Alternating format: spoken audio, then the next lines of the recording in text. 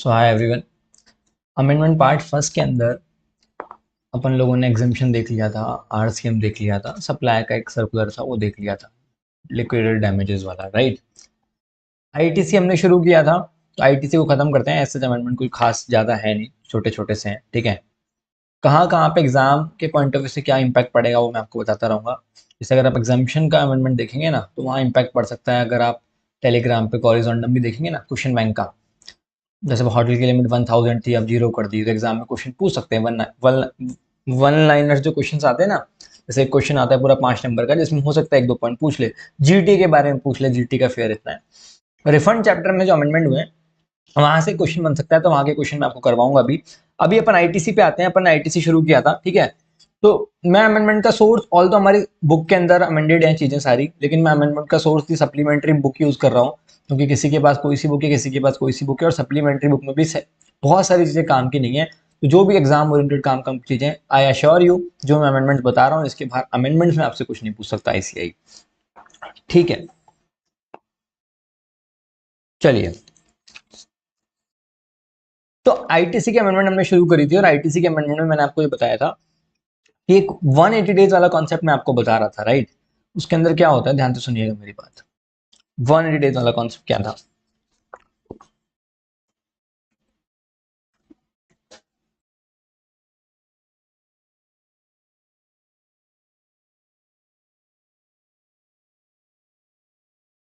ITC amendments, ठीक है। अब लेट्स सपोज ए ने बी को गुड्स बेचा, ए सप्लायर है और बी रिसीवर है, ठीक है। और बी ने आईटीसी क्लेम कर ली, ठीक है। ए ने इनवॉइस बनाया, लेट्स सपोज 15 मार्च को इनवॉइस की डेट थी, हम्म।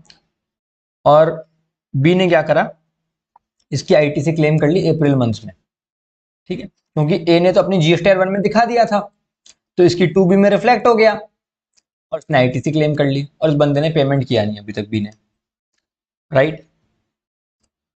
अब हुआ क्या, अगर प्रोविजन ऐसा था कि अब लेट्स सपोज इनवॉइस वैल्यू कितनी थी, 10 लाख रुपीज की इनवॉइस वैल्यू थी,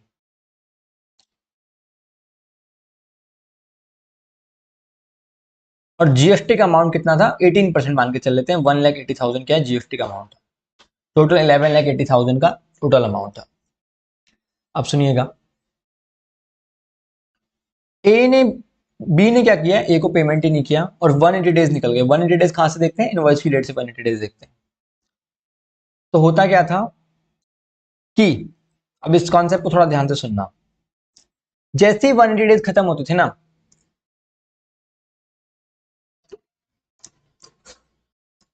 तो लग रहा था छींक आ रही है, नहीं, सॉरी, ठीक है। अब जैसे ही 180 डेज खत्म होते हैं, 180 डेज के बाद क्या होगा, ये 1,80,000 की जो लाइबिलिटी है ना, ये बी की आउटवर्ड लाइबिलिटी में दिखाने लग जाएंगे, ये बी की आउटवर्ड लाइबिलिटी में दिखाने लग जाएंगे हम, राइट। और बी को जीएसटी देना पड़ेगा अलॉन्ग विद इंटरेस्ट। अब इंटरेस्ट की कहानी भी कैसे है, ध्यान से सुनना, थोड़ा फोकस होके। सपोज करो बी ने आईटीसी क्या करा, आईटीसी ले तो लिया, ठीक है, अपने इलेक्ट्रॉनिक क्रेडिट लेजर में आईटीसी दिखा दिया बी ने। थोड़ा बहुत सीरियसली होकर सुनना, ए ने बी को सामान बेचा, बी ने आईटीसी क्लेम कर लिया, अपने इलेक्ट्रॉनिक क्रेडिट लेजर में दिखा दिया, बट बी की वो इलेक्ट्रॉनिक क्रेडिट लेजर में पड़ा हुआ ही है, बी ने यूटिलाइज नहीं किया। लेट्स सपोज मान के चलते हैं कि बी के इलेक्ट्रॉनिक क्रेडिट लेजर अकाउंट के अंदर ऑलरेडी ऑलरेडी क्रेडिट पड़ी हुई है, आईटीसी की क्रेडिट है, लेट्स सपोज 4,80,000 रुपीज की क्रेडिट थी, 4,20,000 रुपीज की क्रेडिट थी ऑलरेडी, और अब ये नई क्रेडिट और आ गई, ठीक है, न्यू ट्रांजेक्शन पे 1,80,000 की, तो टोटल क्रेडिट कितनी हो गई, 6 लाख रुपीज की हो गई, ठीक है। अब ये मार्च का ट्रांजेक्शन है, तो बी के अप्रैल मंथ में ये डेटा दिख रहा है आपको, ठीक है, बी के अप्रैल मंथ में ये डेटा दिख रहा है आपको। अब समझ रहे हो मेरी बात। अब मई के अंदर आया, लेट्स सपोज बी की आउटपुट टैक्स लायबिलिटी थी 3 लाख रुपए, बिल्कुल ध्यान से सुनना, बी की आउटपुट टैक्स लायबिलिटी क्या थी, 3 लाख रुपए। तो अब हम क्या माने कि आईटीसी यूटिलाइज करी कि नहीं करी? हमने बोला कि इंटरेस्ट तब लगेगा। अब बहुत ही जेन्युइन सी बात है यार, आप एक बात मुझे बताओ, हम गवर्नमेंट इंटरेस्ट कब लेगी आपसे? जब आप आईटीसी को यूटिलाइज कर लोगे। आईटीसी को यूटिलाइज ही नहीं करा तो इंटरेस्ट किस बात का? फिर किस बात का इंटरेस्ट? बिल्कुल लॉजिकल सी बात है ना। हम गवर्नमेंट कहती है आपको आईटीसी नहीं मिलना चाहिए था, फिर भी आपने आईटीसी ले लिया। लेके अगर आपने उसको यूज कर लिया, मतलब गवर्नमेंट इंटरेस्ट पता है क्यों लेती है? गवर्नमेंट ये मानती है कि हमारा पैसा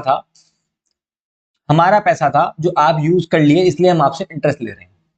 ठीक है, हमको पहले मिल जाना चाहिए था, पर आप यूज कर लिए उस पैसे को, इसलिए हम आपसे इंटरेस्ट ले रहे हैं। लेकिन हम तो बोले कहाँ यूज कर लिए, ये तो अकाउंट के अंदर बैलेंस रखा हुआ है, हमने तो यूज किया ही नहीं इलेक्ट्रॉनिक क्रेडिट लेजर अकाउंट के अंदर। अब जो सपोज करो हमारे पास ऑलरेडी क्रेडिट पड़ी थी 4,80,000 की, न्यू क्रेडिट थी 1,80,000 की, टोटल हो गया 6 लाख रुपीज का। अब मई में हमारी output tax liability less suppose 3 lakh rupees की। ठीक है, तो 3 लाख रुपीज हम लेस कर देंगे। अब हम ये नहीं कह सकते यूज कर लिया, क्योंकि अगर हम ये बोलते कि मान के चलो हम ये अमाउंट इलेक्ट्रॉनिक क्रेडिट लेजर में नहीं डालते, तो भी तो हमारे पास क्रेडिट पड़ी थी ना 4,20,000 की। तो हम तो उसमें से यूज कर लिए, हम इसमें से यूज क्यों करें? आप कैसे कह सकते हो कि हमने इसमें से यूज करा? अगर ये नहीं होता तो भी हम तो यही करते। ठीक है, चलो ठीक है, अब मान के चलते हैं मई के बाद जून आता है। अब जून में क्या हुआ, आपकी आउटपुट टैक्स लायबिलिटी कितनी हुई? लेट्स सपोज जून में आपकी आउटपुट टैक्स लायबिलिटी हो गई 2 लाख रुपीज की, और आपने क्या करा, इसमें से सेट ऑफ कर लिया 1,20,000 तो ये, और 80,000 ये। अब क्या होगा? अब गवर्नमेंट बोलेगी भाई अब तो यूज कर लिया, अब तो यूज कर लिया। तो अब ये जो 80,000 की लाइबिलिटी आपने यूज करी, अब 80,000 का इंटरेस्ट लगना शुरू हो जाएगा जून से। और कब तक लगेगा इंटरेस्ट? जब तक आप एक्चुअल में पेमेंट नहीं करते थे। जैसे 180 डेज का टाइम पीरियड था ना, लेट्स सपोज आप 190th डे पे क्या कर रहे हो, 190th डे पे बी क्या कर रहा है, ए को पेमेंट कर रहा है। हमने क्या बोला था, 180 डेज के बाद अमाउंट रिवर्स हो जाता है, इंटरेस्ट विद इंटरेस्ट देना पड़ेगा। पर इंटरेस्ट कहां से लगेगा, सवाल ये था। इंटरेस्ट तब से लगेगा जब आप उस आईटीसी को यूटिलाइज कर लोगे। सिर्फ आईटीसी अकाउंट में, इलेक्ट्रॉनिक क्रेडिट लेजर में, अभी तो वर्चुअल अकाउंट है इलेक्ट्रॉनिक क्रेडिट लेजर अकाउंट, में दिखाने से आप ये नहीं मान लोगे कि आईटीसी हमने यूटिलाइज कर ली। तो इंटरेस्ट अब 80,000 का इंटरेस्ट जून से लगना शुरू होगा, और कब तक लगेगा? ये 190th डे पे। ठीक है, 15 मार्च से इंटरेस्ट मत लगा देना इनवॉइस की डेट से, जिस दिन आपने आईटीसी यूटिलाइज कर ली वहां से इंटरेस्ट लगेगा। और कब तक लगेगा? जब तक आप एक्चुअल पेमेंट कर रहे हो, फिर उसका, इस ट्रांजेक्शन का एक्चुअल पेमेंट आप जब जिस दिन करोगे ना, उस दिन का इंटरेस्ट लगेगा, उस दिन तक। आगे देखते हैं, लेट्स सपोज आपने जून के बाद जुलाई आया। अब जुलाई में आपने बचा हुआ 1 लाख रुपीज और यूज कर लिया, तो अब इस 1 लाख रुपीज पे इंटरेस्ट जुलाई से लगेगा। और कब तक लगेगा? जब तक आप एक्चुअल पेमेंट कर रहे हो। थोड़ा थोड़ा समझ में आ रहा है? Are you guys getting it? आया क्या थोड़ा सा समझ में? भाई कुल मिला के मेरा क्रक कहने का मतलब ये था कि इंटरेस्ट तब से लगेगा जब आप आईटीसी जो क्लेम कर रहे हो ना, उसको आप यूज कर लोगे। ऐसे नहीं है कि पहले दिन से इंटरेस्ट लगा देंगे इनवॉइस की डेट से। ठीक है, तो इंटरेस्ट तब से लगाएंगे जब हम उस आईटीसी को यूज कर लेंगे, वरना इंटरेस्ट नहीं लगेगा। और लॉजिकल बात है। अब ये चीज तो नॉर्मल है। अब सुनना, अमेंडमेंट में क्या दिक्कत आई, अमेंडमेंट में क्या हुआ? अमेंडमेंट में ये हुआ कि पहले क्या होता था कि जैसे ए सप्लायर है, बी रिसीवर है, बी ने पेमेंट करना है ए को, बट बी पेमेंट नहीं करा।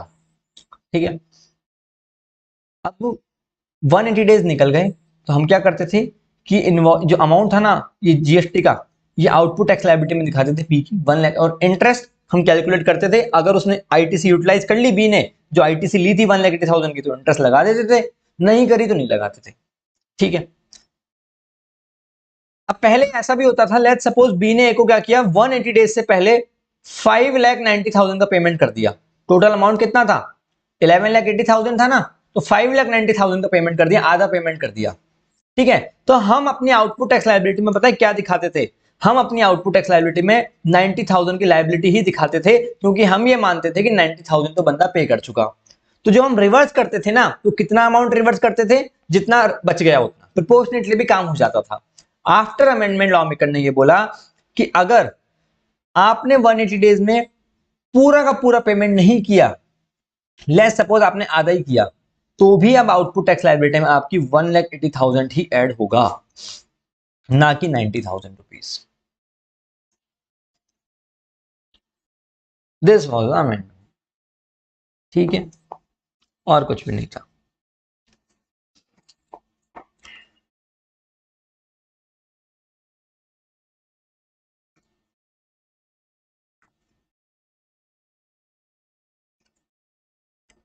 एक बात और ध्यान से सुनिएगा, पहले time limit of availment of ITC, हमने बोला कि आईटीसी अवेल करने की टाइम लिमिट क्या होती है। आप लोगों ने पढ़ रखा होगा, आईटीसी यूटिलाइज करने की कोई टाइम लिमिट नहीं होती, आप कभी भी यूटिलाइज कर सकते हो, कैरी फॉरवर्ड करते रहो, यूटिलाइज करते रहो। What is the time limit for availment of ITC? तो पहले हम क्या पढ़ते थे कि सितंबर, देखो फॉर एग्जांपल जुलाई से सितंबर क्वार्टर है आपका, लेट्स सपोज 2021, अब इसकी आप आईटीसी कब तक अवेल कर सकते हो? तो हम बोलते थे कि जो नेक्स्ट फाइनेंशियल ईयर है ना, उसकी सितंबर मंथ की रिटर्न, मतलब 20 अक्टूबर 2022, और करंट फाइनेंशियल ईयर की एनुअल रिटर्न की डेट, मतलब 31 दिसंबर 2022, विच एवर इज अर्लियर, यही बोलते थे अपन time limit for availment of ITC. अब इन्होंने बोल दिया कि 20 अक्टूबर नहीं है, इसकी जगह इन्होंने 30 नवंबर कर दिया इसको, 30 नवंबर 2022, और date of filing of annual return whichever is earlier. तो 30 नवंबर हो गया अभी, ठीक है, 30 नवंबर और date of furnishing of annual return whichever is earlier, ठीक है। डेबिट नोट के अंदर कुछ था नहीं, मतलब डेबिट नोट का देखो मैं आपको पहले ही बता चुका था, एक बार फिर से बता देता हूँ। जैसे मान के चलो मान के चलो कि मार्च 2021 का कोई ट्रांजेक्शन है, उसकी आप आईटीसी कब तक अवेल कर सकते हो? तो हमने बोला था कि भैया अगले फाइनेंशियल ईयर कौन सा हुआ, अगला फाइनेंशियल ईयर आपका ये वाला फाइनेंशियल ईयर तो हो गया 2021, अगला हो गया 21-22, इसकी 21-22 में 30 नवंबर 2022 और annual return whichever is earlier, यही कर सकते थे अपन, ठीक है, यही कर सकते थे ना अपन। आईटीसी मार्च 2021 का आईटीसी कब तक क्लेम कर सकते हैं? इतना। अब सपोज करो मार्च का कोई डेबिट नोट हमको अप्रैल में मिल रहा है, डेबिट नोट मतलब debit note part of the bill ही होता है देखा जाए तो। जैसे सपोज करो 8 लाख रुपीस का वैल्यू था, लेकिन बाद में याद आया शिट यार 10 लाख रुपए का था, हमने इनवॉइस गलत बना दिया था, ठीक है, वैल्यू को इंक्रीज करना था, 2 लाख रुपए का डेबिट नोट इसी इनवॉइस से, मतलब मार्च का जो इनवॉइस था ना वो कम का वैल्यू का बन गया था, तो डेबिट नोट इशू किया अप्रैल में। सवाल ये आता है कि इसका आईटीसी कब तक यूटिलाइज कर सकते हैं, क्योंकि डेबिट नोट पे भी अब डेबिट नोट इज लाइक और बिल का वैल्यू बढ़ा देना है ना, तो अब इस पे भी आपको आईटीसी कब तक यूटिलाइज कर सकते हो आप? तो बोले ये अलग ट्रांजेक्शन है, ये अलग ट्रांजेक्शन है, इसको अलग अलग मानो। पहले कुछ और हुआ करता था, पहले मतलब लास्ट अटेम्प्ट में भी यही था जो मैं भी आपको बता रहा हूँ, क्योंकि ये जो सप्लीमेंट्री आई है ना, इसमें क्या हुआ, पिछले 3 अटेम्प्ट्स की अमेंडमेंट कवर कर रखी है इस सप्लीमेंट्री के अंदर, ठीक है। इसलिए आपको लग रहा होगा कई कई चीजें मैं उड़ाते जा रहा हूँ, उसका मतलब यही है, और मैं आपको जितना बोल रहा हूँ ना वो मोर देन सफिशिएंट है, इससे ज्यादा आपको ध्यान में रखने की जरूरत भी नहीं है। और मैं आपको ये भी बता दूंगा कि अमेंडमेंट के बाद एग्जाम में क्या क्या आपके क्वेश्चन बन सकते हैं, सो दैट आपको ज्यादा दिमाग लगाने की भी जरूरत नहीं पड़े, ठीक है। एग्जाम के हिसाब से आप रिफंड की जो टाइम लिमिट चेंज हुई है ना एग्जामिनेशन चैप्टर में, वो थोड़ा ध्यान में रख लेना। मैं एंड में जाते जाते एक बार क्वेश्चंस भी दिखा दूंगा आपको कि क्या क्या क्वेश्चन में चेंजेस आ सकते हैं, और रिफंड का क्वेश्चन बन सकता है रूल 86 रूल 84(5) का, ठीक है, 89(5) का 89(5) का एक क्वेश्चन बन सकता है इन्वर्टेड ड्यूटी स्ट्रक्चर वाला, ठीक है, 89(5) का क्वेश्चन आ सकता है अमेंडमेंट के बाद, और कुछ खास है नहीं। अब सुनना मेरी बात ध्यान से, तो मैंने आपको क्या बताया, ठीक है, तो डेबिट नोट जो होगा ना अप्रैल 21 में, उसकी आईटीसी कब तक ले सकते हैं हम? तो उसका ले सकते हैं हम, ये नया फाइनेंशियल ईयर हो गया, तो 30 नवंबर 2023, और annual return whichever is earlier, rule 89(5), ठीक है। चलो, अच्छा एक बात और सुनिएगा मेरी बात ध्यान से, तुम लोगों को ही मालूम है, मैंने तुम्हें एक चीज बताई थी कि आईटीसी में एग्जाम सप्लाई की डेफिनेशन बहुत ही यूनिक थी, और वो क्यों थी वो तुम लोगों को ही मालूम है क्यों, क्योंकि वो एग्जाम सप्लाई की डेफिनेशन पता है क्यों थी? क्योंकि गवर्नमेंट का मोटो क्या था कि एग्जाम टर्नओवर जितना बढ़े उतना बढ़िया था, उतना ही ज्यादा आईटीसी क्या हो रहा था, डिसअलाउ हो पा रहा था। अब देखो जो लोग नहीं पढ़े आईटीसी के कॉन्सेप्ट उनको नहीं समझ में आ रहा होगा, अपन जब एक फॉर्मूला निकालते थे ना, अपन कैसे निकालते थे कि भाई कॉमन क्रेडिट में से कितनी आईटीसी डिसअलाउ होगी, तो हम क्या लिखते थे, common credit into exam turnover divide by aggregate total turnover करते थे ना, याद आ रहा है? अब हम क्या करते थे, कॉमन क्रेडिट में से, कॉमन क्रेडिट क्या होती है, जिसमें कुछ एग्जाम टर्नओवर है, कुछ कुछ टैक्सेबल टर्नओवर है। तो हम क्या करते थे कि कॉमन में से एग्जम्प्ट वाला हिस्सा क्या था वो हटा देते थे, फिर जितना उसके हटने के बाद बचता था ना तो हम ये मानते थे कि अब इतनी आईटीसी मिल जाएगी। फॉर एग्जाम्पल कॉमन क्रेडिट है आपके पास 2 लाख रुपीज की, तो हम क्या करते थे 2 लाख रुपए में से हम पता लगाते थे कि कितना एग्जाम के लिए, कितना कितना टैक्सेबल के लिए है, तो हम एग्जाम वाला हिस्सा अलग कर देते थे और फिर जो भी आंसर आता था वो बोलते थे ये अलाउड है। इसका मतलब क्या होता था कि जितना एग्जाम टर्नओवर न्यूमरेटर ज्यादा होगा ना उतना ही अमाउंट ज्यादा आएगा जो आपको डिसअलाउ करना रहेगा, राइट। अब हमने बहुत डिटेल में पढ़ा है कॉन्सेप्ट की क्लास में। तो एग्जाम टर्नओवर की डेफिनेशन बड़ी यूनिक थी, और याद करो मंत्री जी ने क्या कहा था कि एग्जाम टर्नओवर की डेफिनेशन हम बताएंगे, और एग्जाम टर्नओवर में क्या था कि जो एग्जाम सप्लाई के हिसाब से एग्जाम टर्नओवर होता है वो तो है ही, उसके अलावा 3 चीजें और ऐड करवाई थी। क्या? आरसीएम की आउटवर्ड सप्लाई, जो कि देखा जाए तो एग्जाम नहीं है, कोई ना कोई तो टैक्स दे ही रहा है। Sale of land and building का स्टैम्प ड्यूटी वैल्यू, और sale of shares and securities का 1%, 1% ऑफ सेल कंसिडरेशन, ये 3 चीजें ऐड करवाई थी। लेकिन उन्होंने बोला कि एग्जम्पशन चैप्टर के हिसाब से कुछ चीजें ऐसी हैं जो कि एग्जम्प्ट हैं लेकिन हम इसको ऐड नहीं करेंगे। देखो कुछ जनता को चुपचाप ये तीनों बड़े बड़े आइटम्स ऐड करवा दिए तो कुछ छोटे छोटे लेस भी तो करवाने पड़ेंगे ना। तो हमने बोला था कि एग्जाम टर्नओवर में क्या क्या इंक्लूडेड होता है। जैसे एग्जाम टर्नओवर में एक ट्रांजेक्शन होता है interest on loans and advances, फिर नेताजी ने बोला था कि ऑल दो interest on loans and advances exam turnover का पार्ट है लेकिन हम इसको इसमें ऐड नहीं करेंगे, क्योंकि अगर हम इसको ऐड करेंगे तो आपका ज्यादा से ज्यादा अमाउंट डिसअलाउ हो जाएगा और हम नहीं चाहते कि आपका अमाउंट डिसअलाउ हो। ऑल दो ये 3 ट्रांजेक्शन के बारे में तो बताया नहीं था, ठीक है। तो ये 3 ट्रांजेक्शन तो ऐड करने हैं एग्जाम टर्नओवर में, ऑल दो एग्जाम नहीं है बट करने, but interest on loans and advances less करवाया था। और क्या लेस करवाया था? देखो एक ये लेस करवाया था the value of supply of services by way of transportation of goods by vessel from custom station of clearance in India to a place outside India. अगर आपका कोई भी इंडिया से इंडिया के बाहर आप वेसल से कोई भी सामान ले जा रहे हो तो जो भी ट्रांसपोर्टेशन चार्जेस है ना वो भी लेस करवाए थे, वो भी लेस करवाए थे, वो भी एग्जाम टर्नओवर का पार्ट बताया था, ठीक है। वो भी एग्जाम टर्नओवर का पार्ट बताया था। ऑल्दो 30 सितंबर 2022 के बाद तो वो चीज एग्जाम रही नहीं, ठीक है, बट हाँ 30 सितंबर 2022 से पहले तो क्या था एग्जाम टर्नओवर का पार्ट था वो, तो वो भी लेस करवाया था, राइट। और अब एक चीज और आ गई बस लेस में, क्या है? The value of supply of duty credit script.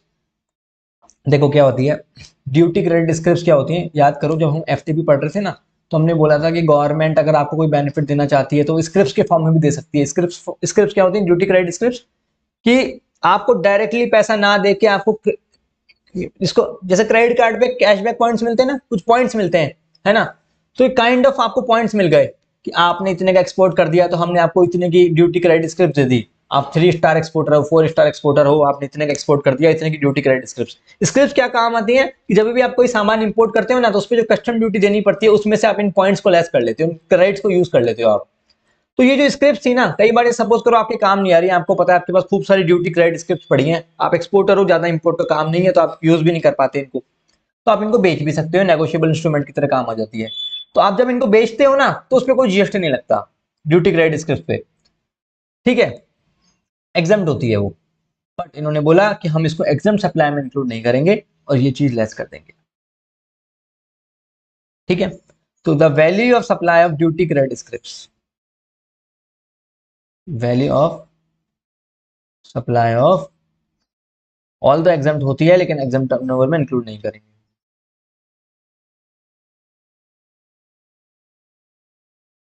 Done. तो अगर गलती से एग्जाम में पॉइंट डाल दें तो उसमें कोई आंसर में कुछ चेंज होंगे नहीं, बस एग्जाम टर्नओवर की डेफिनेशन बदल जाएगी, बस बाकी आप कर लोगे, टोटल टर्नओवर में ये भी इंक्लूड होगा फिर।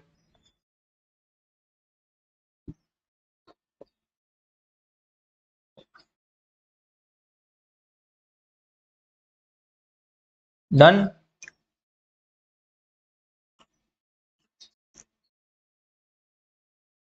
चलिए अब एकदम फालतू सर्कुलर है ये ना, availment ITC not blocked in case of leasing other than leasing of motor vehicle. तुमको मैं खूब क्लास में बता चुका, अगर मोटर व्हीकल पे क्रेडिट अलाउड है तो उसके इंश्योरेंस पे भी अलाउड होगी, उसके सब पे अलाउड होगी, ठीक है, उसकी रिपेयर पे भी अलाउड हो जाएगी।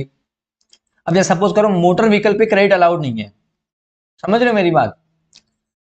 कोई कंपनी है वो कह रही है हमको मोटर व्हीकल परचेज करनी है हमारे डायरेक्टर के लिए, तो हमने बोला कोई क्रेडिट अलाउड नहीं है। फिर वो बोल रहा है चलो मोटर व्हीकल नहीं दे रहे तो कोई बात नहीं, हम व्हीकल भाड़े पे ले लेते हैं, renting of motor vehicle purchase. हम देखो, हमको डायरेक्टर के लिए गाड़ी चाहिए थी, हमने बोला डिसअलाउ है भैया, सीटिंग कैपेसिटी 13 से कम है, डिसअलाउ। फिर उसने बोला कि चलो मोटर व्हीकल डिसअलाउ है तो एक काम करते हैं, रेंट पे गाड़ी गाड़ी ले लेते हैं और आप है ना इसकी क्रेडिट दे दो हमें। ऐसे तो पता है क्या होगा, जैसे मान लो मेरे को गाड़ी परचेज करनी है, कार परचेज करनी है, कार फिर क्रेडिट आईटीसी ब्लॉक होती है गाड़ी पे, ठीक है। तो मैं क्या करूंगा, मान के चलो कि मैं मेरी मतलब मेरे घर में किसी के नाम पे ले लूंगा, मेरी मम्मी के नाम पे ले लूंगा गाड़ी, ठीक है। मैंने मेरी मम्मी के नाम पे गाड़ी ले ली, फिर मैं उनको क्या बोलूंगा, मम्मी से मैंने रेंटिंग ऑफ मोटर, मतलब मैंने क्या किया, ऑफिशियली ये दिखाऊंगा ऑन पेपर्स कि मैंने मम्मी से रेंट पे गाड़ी ले ली और मैं मम्मी को रेंट पे कर रहा हूँ, ठीक है। फिर क्या करूंगा, मैं इनडायरेक्टली फिर उसकी जीएसटी क्रेडिट क्लेम कर लूंगा, बहुत तरीके होते हैं। तो उन्होंने क्या बोला कि अगर आप मोटर व्हीकल रेंट पे भी ले रहे हो तो भी कोई क्रेडिट नहीं मिलेगी, सारी बातें आपको मालूम है ऑलरेडी, ठीक है। हमने बोला था बहुत सारी चीजें देखी थी हमने, FOB, SCL, renting, club membership, health, fitness, इन सब पे क्रेडिट ब्लॉक थी। बट अगर स्टैट्यूटरी ऑब्लिगेशन है तो आईटीसी अलाउड थी। बस इन्हीं बात को थोड़ा और डिटेल में बता रहा और कुछ नहीं है, ठीक है। यही बात दे रखी है कि प्रोविजो, ये फूड बेवरेजेस, आउटडोर केटरिंग, ये सब सब हमने देख रखा है, कुछ भी नहीं है इसके अंदर। और जो जो लोग मेरे से नहीं भी पढ़े हैं ना, वो भी टेंशन की बात नहीं है, आप लोगों को भी पढ़ रखा है, सच कोई चेंज नहीं होगा आंसर पे, कुछ दिक्कत नहीं है, चलने दो आगे बढ़ो, ठीक है।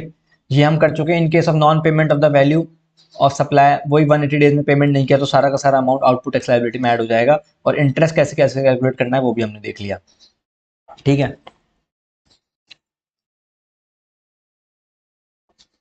अच्छा सुनो एक बात और, एक बात और सुनो। जैसे एक आया था, आपने सेक्शन नंबर 16 पढ़ा था ना, जिसके अंदर 4-5 कंडीशन थी। अवेलमेंट ऑफ आईटीसी की, आईटीसी कब कब अवेल कर सकते हैं, इनवॉइस होना चाहिए, टैक्स पे कर देना चाहिए, है ना, रिटर्न भर देनी चाहिए, गुड्स एंड सर्विसेज अवेल हो जाने चाहिए आपको, ये सारे केसेस पढ़े थे अपन ने। तो उसके अंदर एक नई चीज आई, 16(2)(ba), सेक्शन 16(2)(ba, कुछ भी नहीं है, आपको मालूम है। ये ऐसे बोलता है सप्लायर जीएसटीआर 1 भरेगा, आपको मालूम है सप्लायर क्या करेगा, जीएसटीआर 1 भरता है, ठीक है। और जो सप्लायर जीएसटीआर 1 भरता है ना, तो वो रिसीवर के 2B में रिफ्लेक्ट होता है, तभी तो वो क्रेडिट ले पाएगा भाई। सब जीएसटीआर 1 क्या होती है, आउटवर्ड सप्लाई की डिटेल होती है, वो रिसीवर के 2B में रिफ्लेक्ट होगी। अब क्या होता था, पहले क्या करते थे, जैसे मान लो सारी की सारी क्रेडिट 2B में चली जाती थी, चाहे वो ब्लॉक्ड हो चाहे वो कैसी भी हो। फिर 2B से आपको डिसाइड करना पड़ता था कि कौन कौन सी क्रेडिट 3B में डालनी है, कौन कौन सी क्रेडिट 3B में नहीं डालनी है, ठीक है। भाई ब्लॉक क्रेडिट को आप जैसे मान लो मोटर व्हीकल परचेज करी गाड़ी, मैंने अपना जीएसटी नंबर दे दिया तो मेरे तो 2B में वो भी रिफ्लेक्ट करेगी गाड़ी की क्रेडिट, बट उसकी मैं क्रेडिट क्लेम नहीं कर सकता ना, ब्लॉक क्रेडिट है। तो अब क्या बोल दिया कि 2B को है ना 2 पार्ट्स में डिवाइड कर दिया, 2B के अंदर क्रेडिट 2 पार्ट्स में आएगी, 2B के ही अंदर 2 पार्ट्स में आएगी। अब क्रेडिट 2 पार्ट्स में कौन सी, one is eligible ITC, one is eligible ITC and other is ineligible ITC. जो 2B आएगा ना, ये 2B में जो पॉपअप करेगा आपका ट्रांजेक्शन, उसके अंदर 2 पार्ट्स हो गए, एक तो एलिजिबल आईटीसी, एक इनएलिजिबल आईटीसी। इनएलिजिबल का तो आप क्रेडिट ले ही नहीं सकते, सिर्फ और सिर्फ एलिजिबल का ही ले पाओगे, ठीक है। तो इसके भी, उस पर भी आंसर में कोई फर्क नहीं पड़ने वाला, ठीक है, डन, है ना। 2 टैब शो होते हैं अब, राइट। तो प्रैक्टिकल बात है, आंसर के हिसाब से खास बदलाव नहीं है।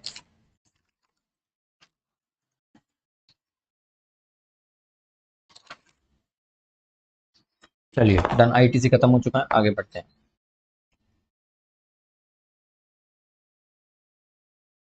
चलिए रजिस्ट्रेशन में आ जाए, रजिस्ट्रेशन की अमेंडमेंट ध्यान से देखते हैं ना।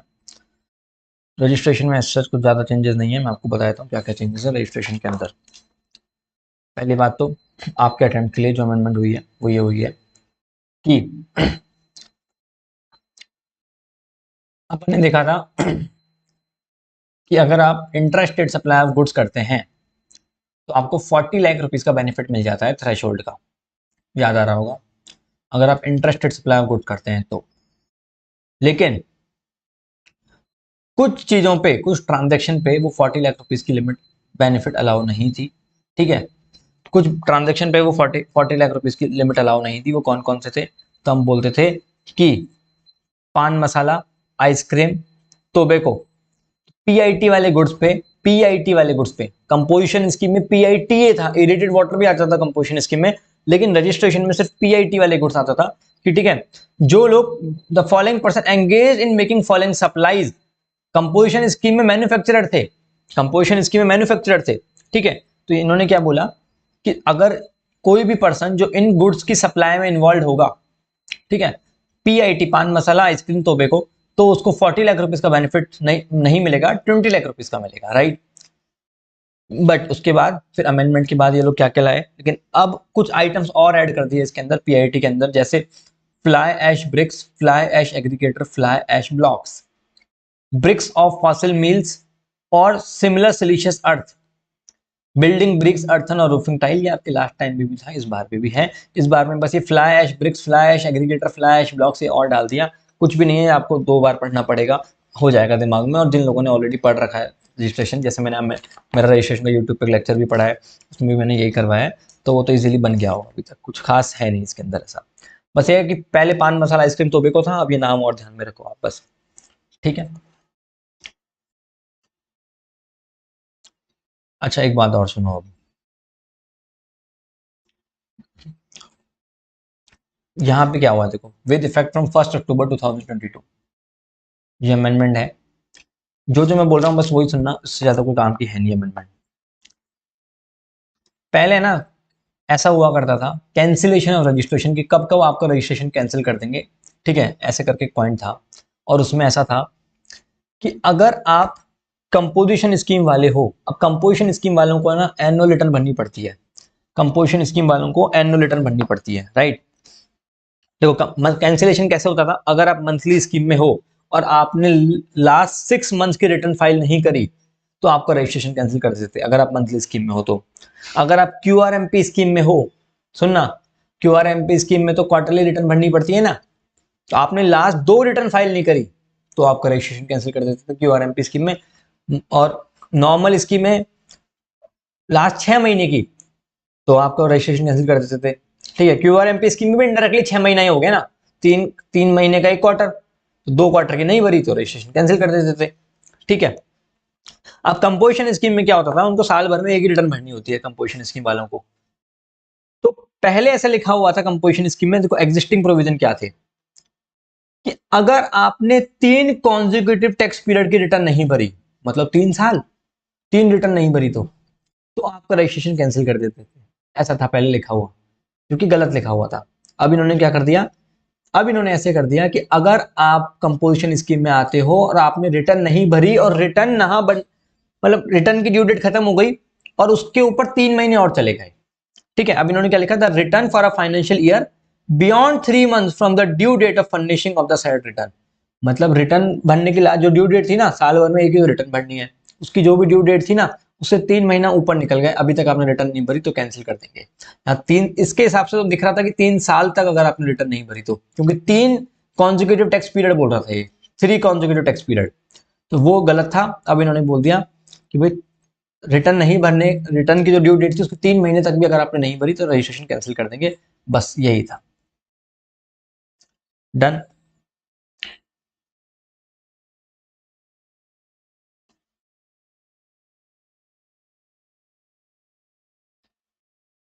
अच्छा एक बात और, इसके अंदर क्या लिखा हुआ है कि जैसे सपोज करो आपका, आपने 6 महीने की रिटर्न नहीं भरी, है ना, आपने 6 महीने की रिटर्न नहीं भरी, आप मंथली स्कीम में हो, या फिर आपका क्यूआरएमपी स्कीम में हो, 2 क्वार्टर की रिटर्न नहीं भरी, या फिर आप कंपोजिशन स्कीम में हो और 3 महीने निकल गए ऊपर, तो पहले ऑफिसर आपको सस्पेंशन का लेटर देगा कि हम आपका रजिस्ट्रेशन सस्पेंड कर रहे हैं, फिर कैंसिल करेगा, ठीक है, फिर कैंसिल करेगा, पहले सस्पेंड करेगा। तो द थिंग इज दैट कि सपोज करो जैसे ही सस्पेंड करा ना, उसके बाद आपने रिटर्न भी भर दी, टैक्स भी पे कर दिया, पेनल्टी भी जमा करा दी, सब कुछ कर दिया, तो फिर वापस से आपका रजिस्ट्रेशन नॉर्मल हो जाएगा, ठीक है। मतलब फिर आप ऐसे नहीं बोल सकते, मेरा पॉइंट ये था कि भाई सपोज करो मैंने 6 मंथ्स की रिटर्न नहीं भरी, फिर ऑफिसर ने मेरे को सस्पेंशन ऑर्डर दे दिया, मेरे रजिस्ट्रेशन का सस्पेंड कर दिया। कैंसिल और सस्पेंशन में फ़र्क होता है। सस्पेंड कर दिया, सस्पेंड करते ही मैंने सब कुछ जमा करा दिया, तो वापस से मैं नॉर्मल हो जाऊंगा। अब मेरे को कैंसिल करने की जरूरत नहीं पड़ेगी, मतलब अब मेरा रजिस्ट्रेशन कैंसिल नहीं होगा। पर लेकिन ऑफिसर ने कैंसिल ही कर दिया मान लो, और फिर मैं कह रहा हूँ कि अब मैं कर देता हूँ सही, तो अब कुछ नहीं हो सकता। बस ये पॉइंट है, एग्जाम के पॉइंट ऑफ व्यू से ये भी कोई खास काम करें, ठीक है।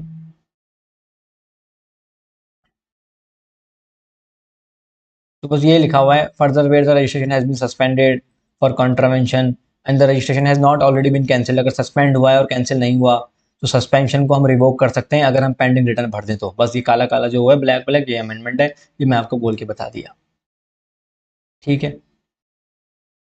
और ये बात मैं आपको बता दिया Q R M P scheme वाली, Q R M P scheme के अंदर 2 महीना, नॉर्मल स्कीम में 6 महीना, ये आपको मालूम है सब कुछ।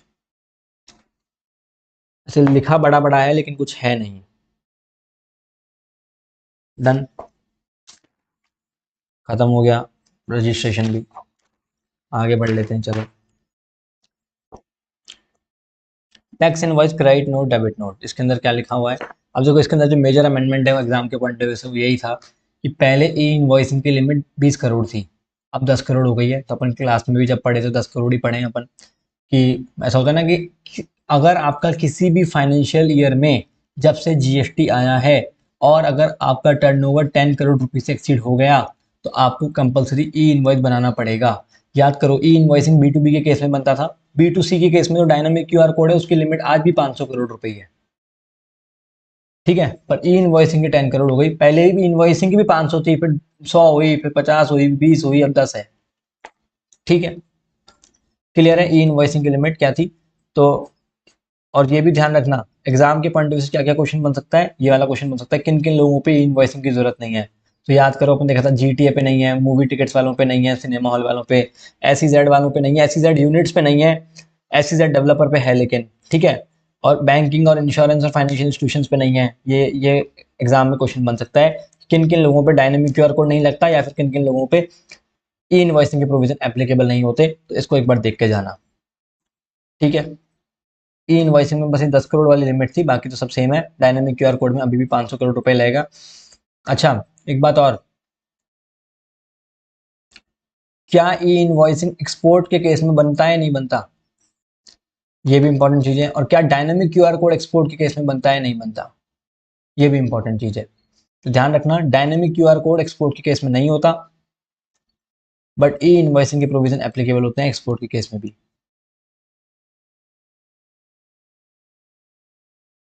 ठीक है।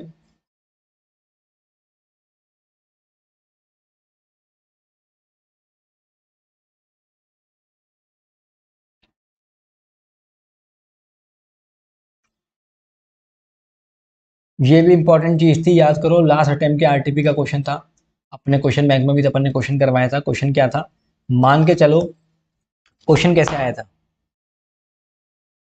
ठीक है। क्वेश्चन कैसे आया था, सुनना मेरी बात। सनमती इंडस्ट्रीज का क्वेश्चन था अपने क्वेश्चन बैंक के अंदर, ठीक है, इस चैप्टर के अंदर। क्वेश्चन ऐसा है कि, ध्यान से सुनना, आपने कोई मशीन इंपोर्ट करी टेम्पररी पर्पस के लिए, रिपेयर करने के लिए आपने कोई मशीन भी इंपोर्ट करी, ठीक है। तो आप इनडायरेक्टली एक्सपोर्ट और सर्विस ही कर रहे हो, आप मशीन को रिपेयर करने के लिए इंपोर्ट कर रहे हो, फिर वापस उसको रिपेयर करा के वापस एक्सपोर्ट कर दोगे। अब क्या हो रहा है कि वो जो सामने वाला पार्टी है ना, जो आपको मशीन रिपेयर कराने के लिए इंडिया में भेज रहा है, जिसकी मशीन आप सही करके वापस एक्सपोर्ट कर दोगे, वो आपको फॉरेन करेंसी में पेमेंट कर रहा है। तो केस क्या था कि आप उस मशीन को 3 महीना इंडिया में यूज कर रहे हो। तो हमने क्या बोला था, एज पर सेक्शन 13 सबसेक्शन 3, कि अगर आप, वैसे तो सेक्शन 13 सबसेक्शन 3 क्या बोलता है कि अगर आप किसी भी गुड्स पे कोई भी ट्रीटमेंट इंडिया में करते हो, तो उसका प्लेस सप्लाई वही माना जाएगा जहां पे गुड्स का ट्रीटमेंट हो रहा है। अब जैसे मशीन हम इंडिया में लाके इंडिया में रिपेयर कर रहे हैं तो उसका प्लेस सप्लाई इंडिया मानना चाहिए as per section 13 subsection 3 of place supply. ठीक है, आईजीएसटी एक्ट के प्रोविजन है ये। बट इसका एक्सेप्शन था कि अगर आप कोई मशीन इंडिया में इंपोर्ट कर रहे हो टेम्परेरी बेसिस पे, उसको रिपेयर करके वापस एक्सपोर्ट कर रहे हो, तो ऑल तो लगना तो 13 सबसेक्शन 3 चाहिए, उस हिसाब से प्लेस सप्लाई इंडिया लगना चाहिए। गवर्नमेंट ने बोला कि हम इस केस में 13 सबसेक्शन 2 लगाएंगे, जो कि एक जनरल रूल होता है। जनरल रूल क्यों ऐसा बोला गवर्नमेंट ने? क्योंकि गवर्नमेंट प्लेस सप्लाई इंडिया में मानना ही नहीं चाहती थी, क्योंकि क्योंकि एक्सपोर्ट और सर्विस था, इसलिए गवर्नमेंट इनको बेनिफिट देना चाहती थी। इसलिए गवर्नमेंट ने बोला कि प्लेस सप्लाई आउटसाइड इंडिया मानेंगे और जीएसटी नहीं लगाएंगे। आई थिंक थोड़ा थोड़ा रिकॉल हो रहा होगा आपको, अगर आपने प्लेस सप्लाई तमीज से पढ़ा है तो। ठीक है, ठीक है। बट उसमें एक कंडीशन ये थी कि आप उस मशीन को अगर इंडिया में यूज कर रहे हो, आपने मशीन को इंपोर्ट किया, रिपेयर किया, वापस से दे दिया, एक्सपोर्ट और सर्विस हो गई, पैसा आ गया, बात खत्म, 13 सबसेक्शन 2 लग जाएगा। बट अगर आपने उस मशीन को थोड़ा भी इंडिया में यूज किया, देखो इंडिया में यूज करने का मतलब कि मशीन सही हुई नहीं हुई चला के देखा, वो बात अलग है, टेस्टिंग पर्पज के लिए नहीं, एज सच यूज कर लिया इंडिया में, तो 13 सबसेक्शन 3 लगेगा और प्लेस सप्लाई इंडिया ही मानेंगे। तो 13 सबसेक्शन 3 लगेगा और प्लेस सप्लाई क्या मानेंगे? इंडिया ही मानेंगे। ये प्रोविजन था। तब क्वेश्चन क्या था सनमति इंडस्ट्रीज वाला, आप लोगों के क्वेश्चन बैंक को खोलोगे दिख जाएगा। लास्ट ईयर की आरटीपी का क्वेश्चन था शायद, आरटीपी एमटीपी का, आरटीपी का ही होगा। तो उसमें क्वेश्चन में ऐसा था कि आपने मशीन इंपोर्ट करी, पैसा फॉरेन करेंसी में आया, लेकिन 3 महीना इंडिया में यूज कर ली। तो अब देखा जाए तो एक्सपोर्ट और सर्विस का केस तो हुआ ही नहीं, क्योंकि प्लेस और सप्लाई तो 13 सबसेक्शन 3 के हिसाब से इंडिया हो गया, और एक्सपोर्ट की तो 5 कंडीशन थी। एक कंडीशन ये भी थी कि place supply must be outside India, तो एक्सपोर्ट कहां से हुआ है? एक्सपोर्ट तो हुआ ही नहीं। तो हमने बोला कि एक्सपोर्ट पे तो डायनामिक क्यूआर कोड लगता ही नहीं है, तो बात ही खत्म हो जाती है। क्या इस वाले केस में डायनामिक क्यूआर कोड लगेगा? तो आंसर क्या था कि देखो डायनामिक क्यूआर कोड लाने का बेसिक पर्पस ये था कि जो dynamic QR code is basically what, एक क्यूआर कोड होता है जिसको आप स्कैन करके पेमेंट कर दो, मतलब इजी पेमेंट के लिए डायनामिक क्यूआर कोड आया, और कोई बेनिफिट नहीं था डायनामिक क्यूआर कोड का। डायनामिक क्यूआर कोड तो ऐसे ही बी2सी में लगता है, बी2बी में तो लगता ही नहीं है ना। तो इन्होंने क्या बोला, बी2बी में तो इनवॉइसिंग की प्रोविजन चलते हैं, तो इन्होंने बोला कि पर्पस क्या था कि आप इजीली पेमेंट कर सको। ठीक है, जैसे आप मैकडी का इनवॉइस देखोगे तो उसके ऊपर एक इनवॉइस वो क्यूआर कोड होता है, तो जिनका टर्नओवर 500 करोड़ रुपए से ज्यादा होता है तो उनको डायनामिक क्यूआर कोड एप्लीकेबल होता है, राइट। बोले इस केस में क्या इनवॉइसिंग के प्रोविजन लगेंगे, डायनामिक क्यूआर कोड की प्रोविजन लगेंगे, जब प्लेस ऑफ सप्लाई इंडिया है और एक्सपोर्ट ऑफ सर्विस भी नहीं है। तो हमने बोला यार देखो बात ऐसी है कि सामने वाला बंदा आपको फॉरेन करेंसी में पेमेंट करने वाला है, ऑल दो प्लेस सप्लाई इंडिया हो गई है, एक्सपोर्ट नहीं हुआ है, बट पैसा ही सामने वाला जब फॉरेन करेंसी में देने वाला है ना, तो फिर हम क्यूआर कोड लगा के करेंगे भी क्या, क्योंकि हमारे हम यूपीआई से कोई फॉरेन करेंसी में तो पेमेंट कर नहीं सकते, है कि नहीं। आप लोग काम करना, मेरी नवंबर अटेम्प्ट का जो अमेंडमेंट वाला एक वीडियो है, जो लोग यूट्यूब पे देख रहे हैं उनके लिए बोल रहा हूँ, नवंबर अटेम्प्ट का एक मेरा अमेंडमेंट वीडियो है, वो देख लेना, 45 मिनट्स का, उसमें मैंने क्वेश्चन करवाया है। ठीक है, तो यही बात लिखी हुई है, no dynamic QR code required on invoice issue to a recipient located outside India. Class वालों तुमको तो करवाया था ना क्वेश्चन, याद आ रहा है, सनमति इंडस्ट्रीज वाला। तो बस यही पूरी की पूरी केस स्टडी दे रखी है जो मैं आपको बोल रहा हूँ, और कुछ भी नहीं है। ठीक है, अच्छा एक बात और सुनो,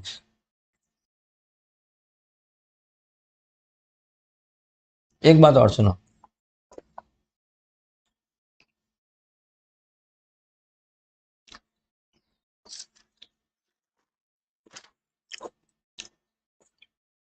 डेबिट नोट और क्रेडिट नोट जब हम पढ़ रहे थे तो मैंने आपको एक बात बोली थी, देखो डेबिट नोट सरकार के लिए फायदेमंद होता है या क्रेडिट नोट?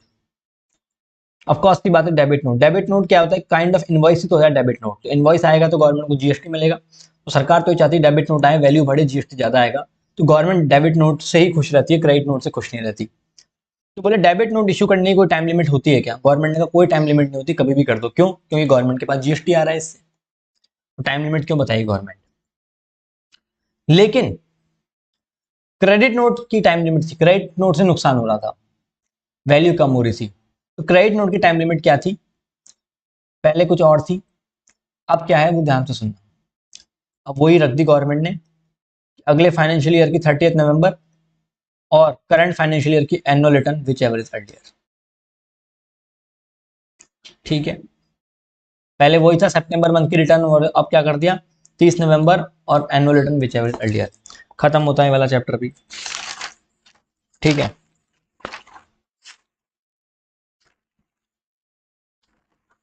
आगे बढ़ते हैं।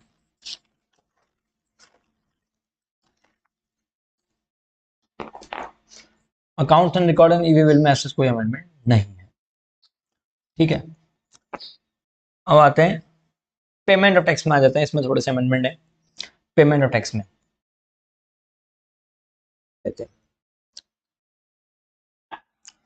तो पेमेंट ऑफ टैक्स की अमेंडमेंट में आते हैं।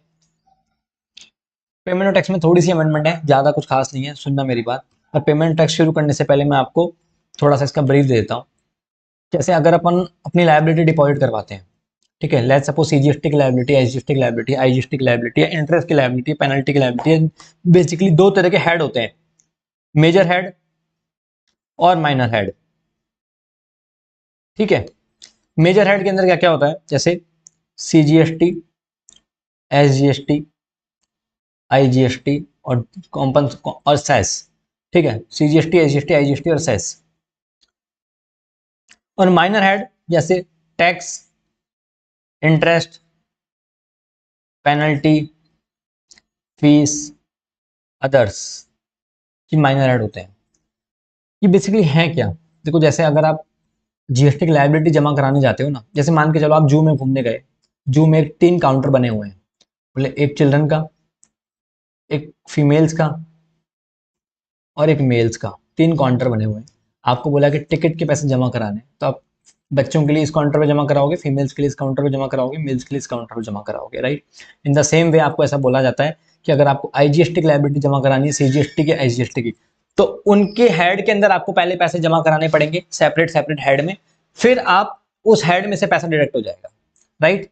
ऐसा नहीं होता कि आपने एक साथ लमसम में जमा करा दिया, आप जिसको सीजीएसटी काटना है सीजीएसटी काट लो, एसजीएसटी काटना है एसजीएसटी काट लो। जो लोग प्रैक्टिकली काम करते हैं उनको मालूम होगा, तो आपको सेपरेट सेपरेट हेड में पैसा जमा कराना पड़ता है, ठीक है। अब ध्यान से सुनिएगा मेरी बात, ये आपको मालूम है, ठीक है।